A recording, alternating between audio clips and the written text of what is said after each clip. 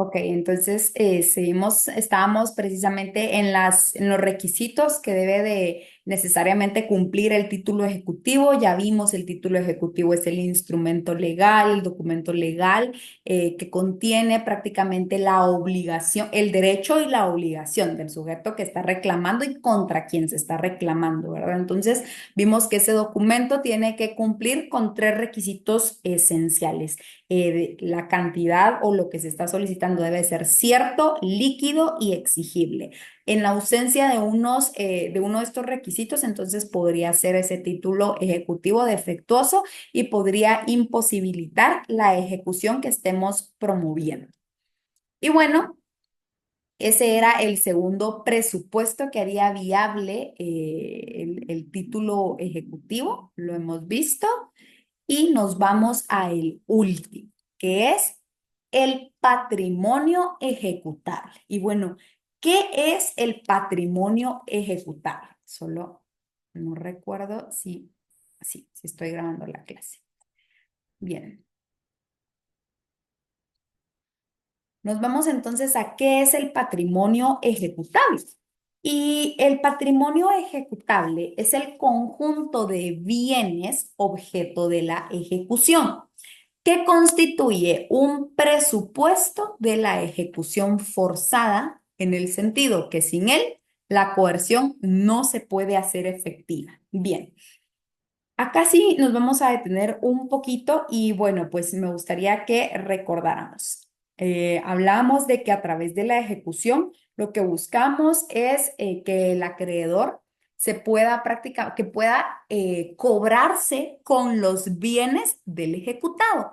Entonces, ¿cómo se le denomina a esos bienes a través de los cuales el acreedor va a buscar cobrarse? Se le va a denominar patrimonio ejecutable.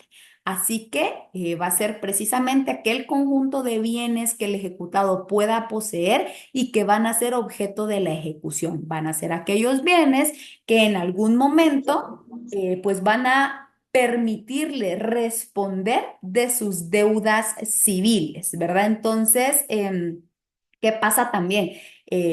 Bueno, ¿qué pasa si el sujeto no tiene bienes de ninguna clase? Entonces se puede proceder a la ejecución.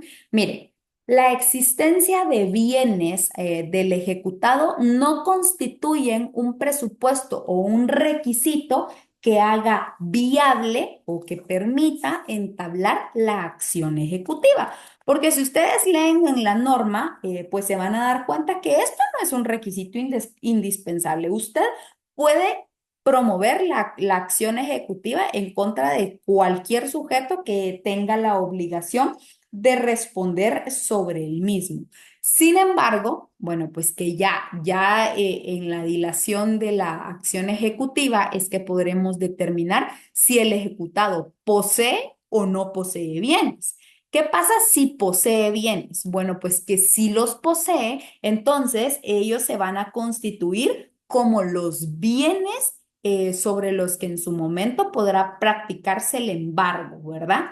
Em, y si no posee bienes, insisto, esto no es un requisito indispensable para que pueda ser admitida o no el proceso de ejecución. Solamente, por supuesto, que va a imposibilitar que se ejecute, ¿no? Pero no significa que sea un requisito sine qua non para poder entablar la acción ejecutiva.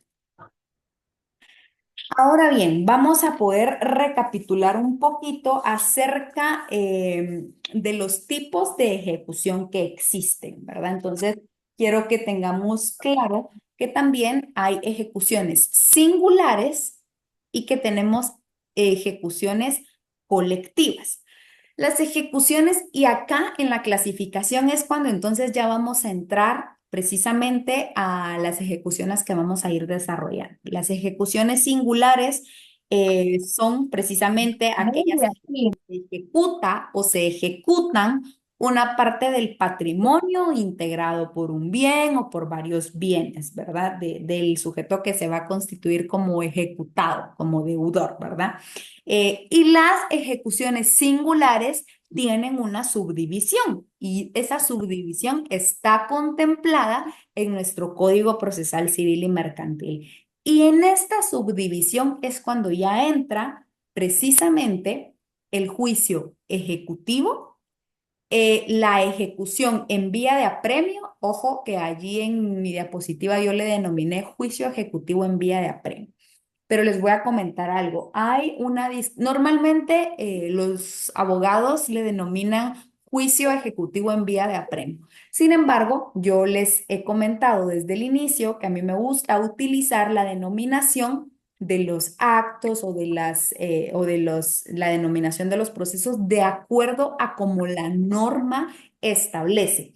Y si nosotros verificamos en nuestro Código Procesal Civil y Mercantil, nos vamos a ir al artículo 294 y vamos a leer arriba, en donde dice título uno, dice vía de De premios. el libro tercero nos dice procesos de ejecución y nos dice vía de apremio. Así que lo correcto, a mi juicio, es denominarle ejecución en vía de apremio, no juicio ejecutivo en la vía de apremio, porque la norma no dice que es un juicio, ¿verdad? Sino que dice ejecución en vía de apremio. Y si nosotros nos vamos al artículo 327, nos vamos a dar cuenta que en la parte de arriba, en el título 2 sí le denomina juicio ejecutivo. Así que nos podemos dar cuenta entonces que está la ejecución en vía de apremio y el juicio ejecutivo. Es una forma Adelante, Jessica, buenas noches. Signa, buenas noches. Fundamento legal que acaba de decir, 327. No, Ah, ok, no creo que no, me no es recuerdo. en la denominación, no es que exista un fundamento legal, sino que a mí me gusta mucho poder establecer, de hecho, si ustedes pueden aquí en los epígrafes, ¿verdad? Entonces, en el 294 que está regulado la vía de apremio, de hecho, ustedes lo tienen, dice libro tercero, procesos de ejecución, y el título es vía ¿Dónde se de estuvo? apremio. Así que me gusta denominarle ejecución en vía de apremio. Y si nosotros nos ilustramos en el arriba del 327 específicamente acá, que es el título 2, nos damos cuenta que ahí sí le denomina juicio ejecutivo. Entonces, a mí personalmente me gusta denominarle, bueno, ejecución en vía de apremio, porque así lo establece el título el título uno del libro tercero, y juicio ejecutivo, porque así lo establece el título 2 del libro tercero. Normalmente, que Ujú. es válido, ¿verdad? Los abogados le denominan juicio ejecutivo en vía de apremio, ¿verdad? Entonces, para mí lo correcto es ejecución en vía de Ejecución apremio. de premio. Así Pues es. eso también voy a utilizar yo. Ejecución en vía de premio. Así es, muchas gracias. Pues les digo, es algo que creo que tenemos también que irnos puliendo con el manejo de los términos que utiliza la norma. Ya les decía, hay una discrepancia y creo que se los decía cuando veíamos el juicio ordinario, que normalmente hay una corriente que les dice memorial. Ok, pero el código realmente le denomina escrito, ¿verdad? Entonces, por supuesto, ambas son válidas, pero considero que nosotros como futuros profesionales también tenemos que ir desarrollando nuestros propios criterios. Así que ustedes son libres de poder, bueno, pues disponer de qué forma quieren denominarle a los actos que se vayan suscitando en cualquiera de las acciones que puedan entablar en los órganos jurisdiccionales respectivos. Si ustedes le quieren denominar memorial, está bien. Si quieren referirse a ellos como escritos, a la corriente a la que pertenezco yo, pues también es válido. Y ya les digo, de la misma cuenta sale esta cuestión acerca de cómo le llamamos, ¿verdad? Le llamamos juicio ejecutivo en la vía de apremio o le denominamos ejecución en la vía de apremio. Y normalmente yo comparto la segunda postura porque se dice que la vía de apremio no es un juicio como tal, es una ejecución. Nos vamos a dar cuenta que es un proceso sumario, es decir, no es un proceso abreviado en el cual pues no hay momento de discusión respecto a la viabilidad del derecho, sino que es una ejecución como tal. Ok, yo califico el título, me doy cuenta que si hay una obligación cierta, líquida y exigible, perfecto. Entonces, a partir de la primera resolución, yo juez estoy ordenando la medida coercitiva correspondiente para asegurar el cumplimiento de la obligación. Entonces, se dice que no es un juicio como tal, sino que es propiamente una ejecución, es más que todo procesal e inmediata. Adelante, Ángel. Licky, para agregar con la situación de la ejecución y vía de apremio, la única manera de donde uno puede, pongámoslo así, entablar o responder en este caso, solo presentando una oposición parcial o total, nada más. Así En la es. ejecución de vía de apremio, que como bien decía, es un poco más abreviado, pero la única manera como que de tener esa ejecución es solo presentando esas oposiciones, total o parcial, nada más. Exactamente, exactamente. Por eso decimos que es como más, es súper abreviado, no permite discusión para poder debatir acerca de si es viable o no el derecho que se reclama o el derecho a entablar la acción ejecutiva, ¿verdad? Sino que como Ángel lo dice, aquí la única cuestión a debatir sería a través de una oposición. Entonces, esa cuestión es la que vamos a ver esquematizada propiamente acerca del trámite, que vamos a ver que es súper breve el día miércoles, ¿verdad? Entonces, en esta sesión yo les dije al inicio que era un poquito más teórica, porque es importante que nosotros aprendamos a poder establecer así como le damos la importancia a los procesos de conocimiento, de la misma forma es que nosotros también tenemos que aclarar el panorama respecto a los procesos de ejecución como tal y qué es lo que buscamos a través de ellos, ¿verdad? Pero Ángel, muchas gracias por compartirnos ahí. En efecto, es lo que vamos a poder determinar el miércoles que ya veamos esquematizado el juicio. Bien, entonces ya hablamos también de las ejecuciones especiales, ¿verdad? Perfecto. Entonces, la ejecución en vía de apremio, esta ejecución a la cual ya estamos haciendo como referencia, ¿verdad?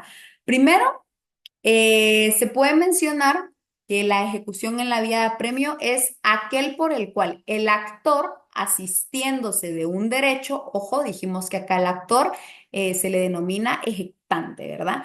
Asistiéndose de un derecho, hace efectivo este por medio de un mandamiento de juez competente. Entonces, aquí lo que se busca es que a través de ese mandamiento, de esa resolución del juez competente, se obligue al demandado o se le aperciba para que cumpla con la obligación pactada.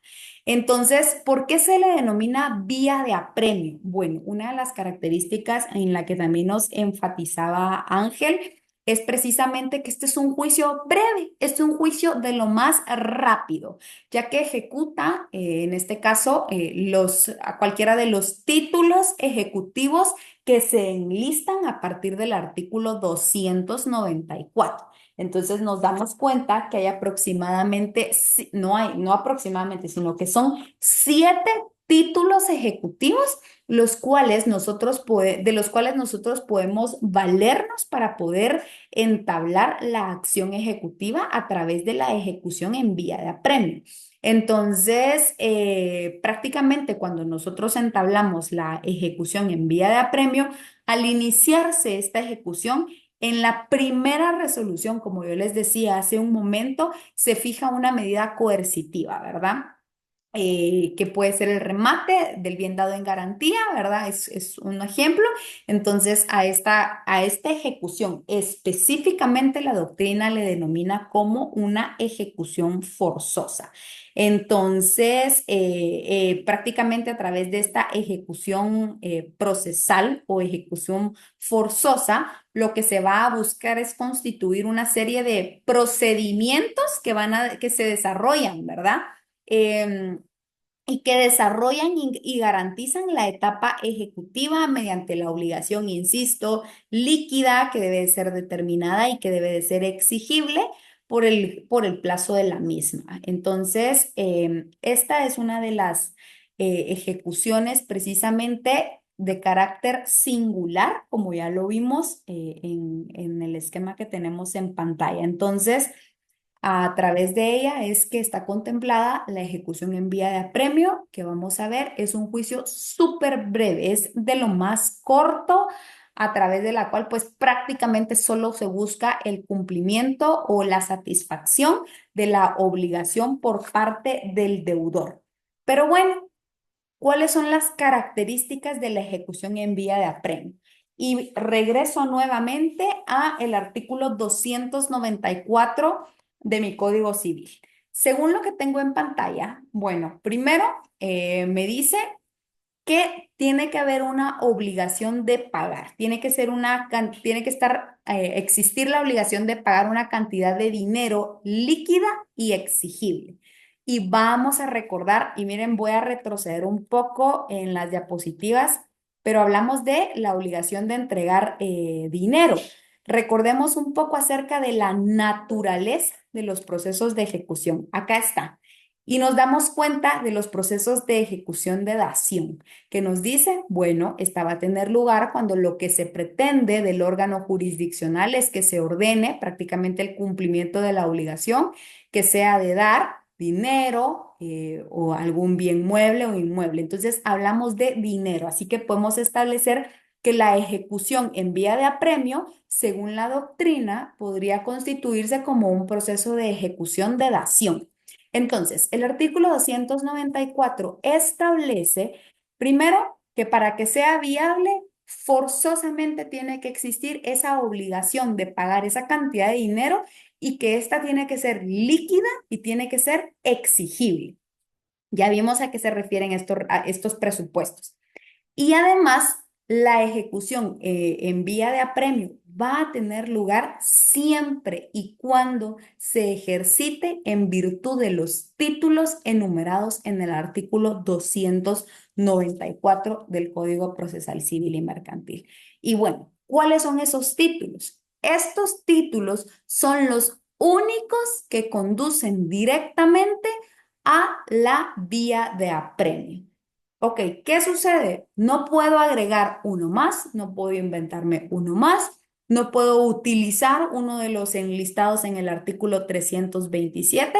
¿Por qué? Porque el artículo 294 es numerus clausus. ¿Qué significa? Bueno, que tiene taxativamente señalado cuáles son aquellos documentos, cuáles van a ser aquellos instrumentos de carácter legal que van a permitirle al ejecutante poder reclamar la garantía del cumplimiento de la obligación frente al ejecutado.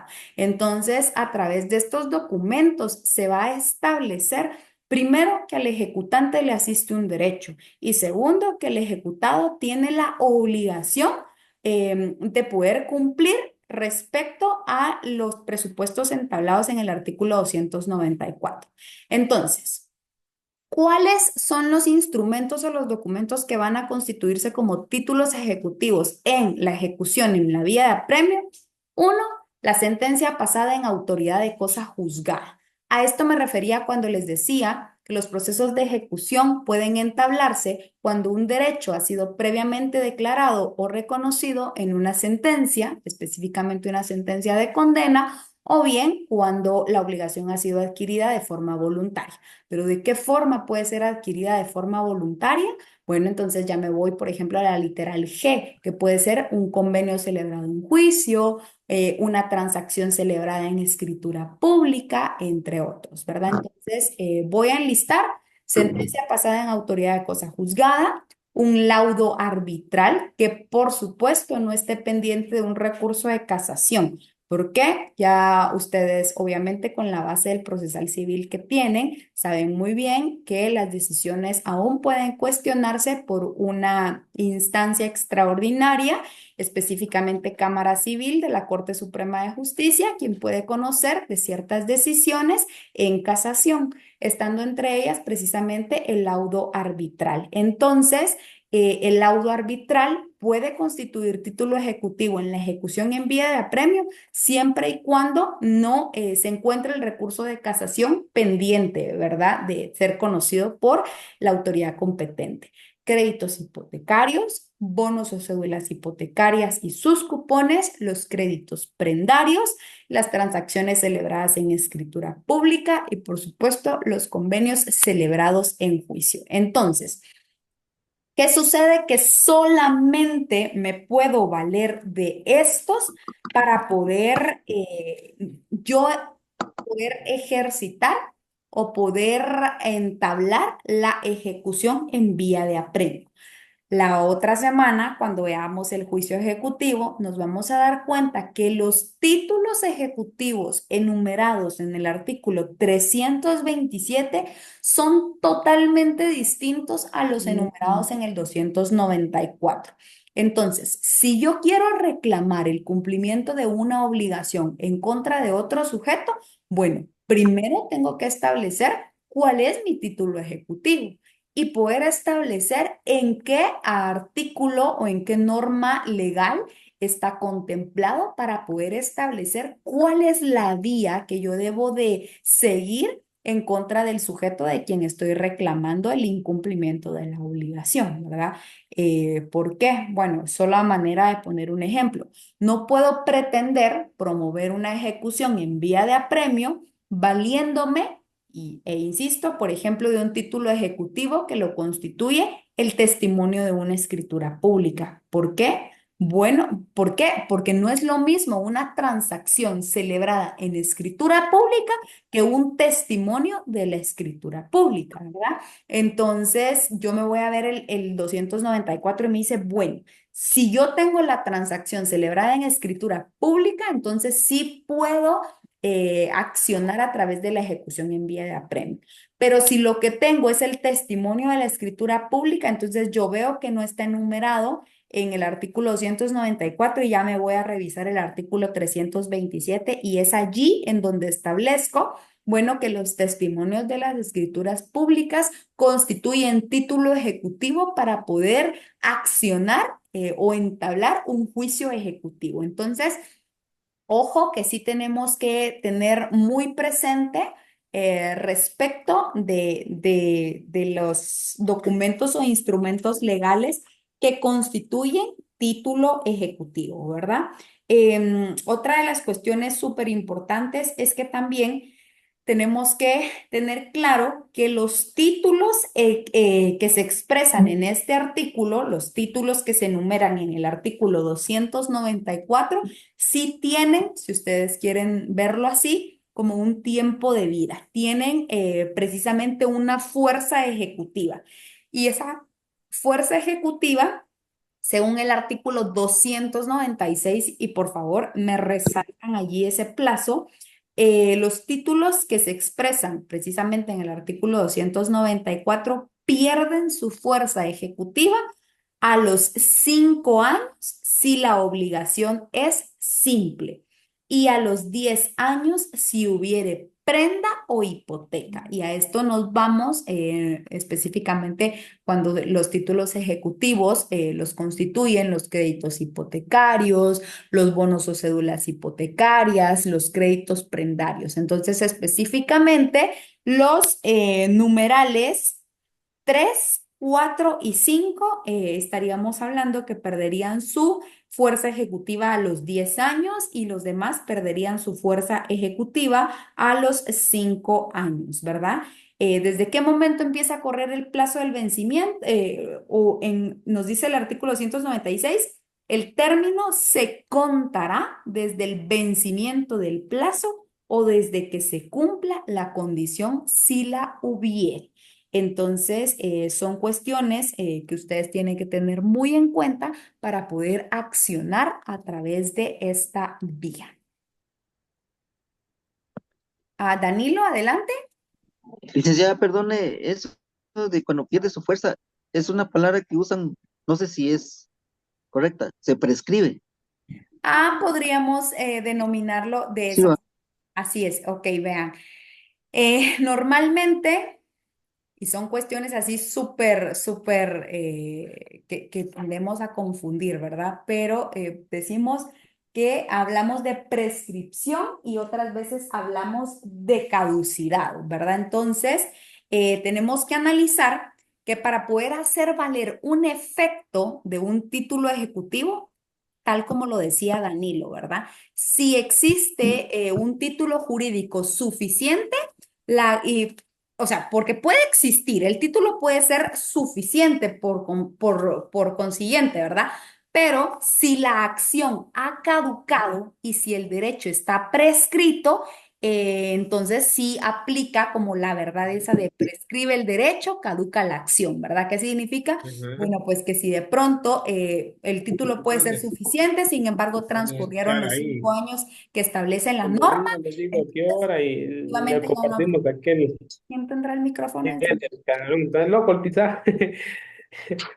Ok, Sí, mañana, no, ¿qué bueno, pasa? tenga el Mejor micrófono hoy a la encendido, verga, compa. Espérate. por favor, así me ayuda. Hugo René Callen. ¿Cómo? René, Compañero Lo Hugo, por escuchamos, favor. Hugo. Ajá. Sí, Le escuchamos. sí, ¿Qué decía Hugo? démosle, entonces ya casi es un hecho, pero ok, René, por favor, si pudiera apagar su micrófono, se lo voy a agradecer. Bien, entonces, Danilo, continuando con lo que usted me indicaba, en efecto, a eso se refiere cuando decimos que pierde su fuerza ejecutiva, ¿verdad? Entonces, probablemente podríamos Muchas estar gracias. frente a la prescripción del derecho y si prescribió el derecho, pues por supuesto también caducó la acción, ¿verdad? Entonces, ¿qué acción? Pues la acción ejecutiva. Así que, sí, a eso se refiere cuando los títulos pierden su fuerza ejecutiva, Daniel. Bien, chicos, entonces prácticamente eso es lo que nosotros teníamos a bien abordar el día de hoy para poder adentrarnos en los procesos de ejecución y su clasificación. Ya vimos acerca de cuáles son los títulos ejecutivos que van a permitir la acción directa en la ejecución en vía de apremio. El miércoles vamos a estar viendo cuál es el trámite de esta ejecución que se dice es breve, es inmediata y pues se dice que es procesal también, ¿verdad? Entonces vamos a estar viendo el trámite súper corto y la impugnación que contempla específicamente la ejecución en vía de apremio. Sin más que agregar, hasta acá llegaría mi intervención esta noche. Si alguien tiene dudas respecto a lo que pudimos platicar, me gustaría que las externara. Agradezco mucho la participación de cada uno de ustedes, sobre todo sus compañeros que normalmente son muy activos y que nos apoyan con comentarios. Está súper esa participación que de verdad agradezco muchísimo. Sí, Li- ¿hay alguna duda? una consulta. Perdone, fíjese que el día, no sé si fue el día viernes 25 de octubre, yo iba a Paraguay de viaje. Que si yo no me conecté, no pude conectarme por situación laboral, tenía una reunión en Guate. Creo que dejó un parcial o un trabajo que no logré contestarlo, pero sí lo contesté un día después. No sé si para que me lo tomara en cuenta. ¿Quién me está hablando por ahí? Perdón que no logro determinar. Danilo, Holger Danilo, Holger Danilo. Holger Danilo Tash. ¿Qué tal, Danilo? Ajá. Bueno, vamos a revisar para poder verificar por allí. Entonces, les comentaba, de hecho, para quienes se conectaron tarde, platicaba con sus compañeros al inicio del curso, de la sesión programada para el día de hoy que si tienen alguna actividad pendiente y que por X o Y razón pues no pudieron enviarla, cumplirla o cargarla, me gustaría que se pudieran poner al día a más tardar. Van a tener hasta el 20 de noviembre para poder cargarme, ojo, las actividades anteriores a el día de hoy, 11 de noviembre. Esto no significa que la actividad que yo voy a dejarles de pronto el viernes pues no la van a hacer el viernes, sino que la van a cargar hasta el 20, ¿verdad? No, no. Solo van a hacer actividades que prácticamente no hayan sido entregadas con anterioridad al día de hoy, 11 de noviembre. Entonces, voy a habilitar por esta única vez un espacio en Classroom hasta el 20 de noviembre para que puedan cargar cualquier tarea pendiente. ¿Por qué lo hago hasta el 20? Porque estamos a punto de, prácticamente estamos a, ¿qué? 2 o 3 semanas de finalizar. Entonces sí necesito poder establecer muy bien el cómputo de la zona acumulada hasta el momento y con posterioridad eso me va a ser imposible, ¿verdad? Otra cuestión, hablamos acerca de la mecánica de, bueno, cómo hacerme llegar los trabajos. Por favor, si tienen alguna duda, me escriben por un correo electrónico, algunos me han escrito por WhatsApp, me tardo mucho en responder. Sin embargo, pues he tratado de indicarles que a la brevedad posible trataré de comunicarme. Si a alguien le debo alguna respuesta por ahí, les agradecería que me pusieran un puntito para que su mensaje subiera y de esa forma pues poder darle respuesta a lo precisado, ¿verdad? Entonces, ¿qué sucede? Que no me envíen trabajos por WhatsApp porque por esa vía para mí es muy difícil revisarlos y estar atentos a, bueno, de quién es el número, si se identificó, qué trabajos tiene. No, nuestra única vía para entrega de trabajos o alguna actividad pendiente va a ser Classroom y va a ser a través del espacio que voy a habilitar. Holger, vamos a revisar por allí la cuestión de su parcial y si no, pues vamos a poder solventarlo con el parcial que vamos a tener el día viernes. Ojo, también De platicamos, acuerdo. no se preocupe, también Muchas gracias. platicamos acerca de de qué temas vamos a evaluar para el viernes y dijimos que va a ser los juicios vistos hasta la semana pasada. No se preocupen por la ejecución los procesos de ejecución y ejecución en vía de apremio porque no van a ingresar en actividad de evaluar precisamente para este viernes. Entonces vamos a ver hasta el juicio visto el día viernes. ¿Alguien por ahí levantó la mano? Ok. Bueno, entonces si alguien tiene por allí otra duda, pregunta o comentario, Ligda, ¿qué manda?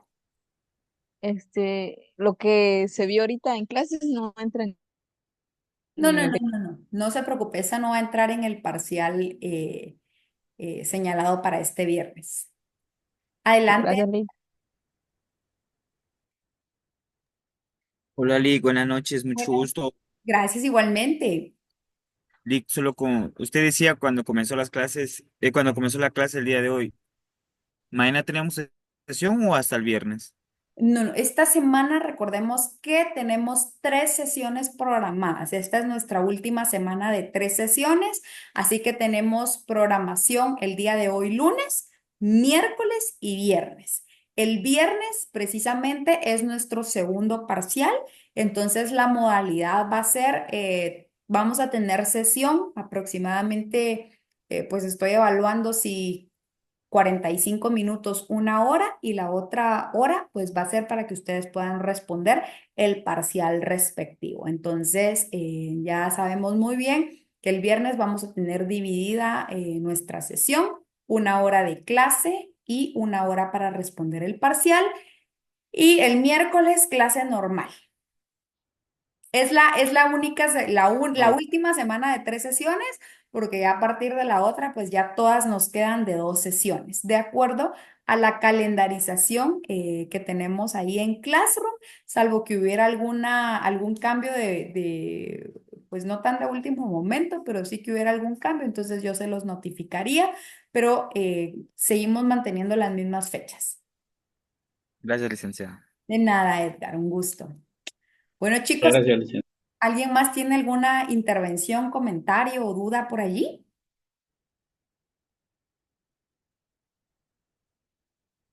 Bien, entonces de no ser así, yo me despido de ustedes recordándoles que tienen todavía el espacio para enviar su avance en Classroom. Por favor, háganlo. Insisto, tienen que ir cumpliendo para poder ir acumulando la zona respectiva, ¿verdad? Entonces, no recuerdo, creo que está habilitado hasta las 10, 11 de la noche. Entonces, para quien no ha cargado por ahí su avance, 59.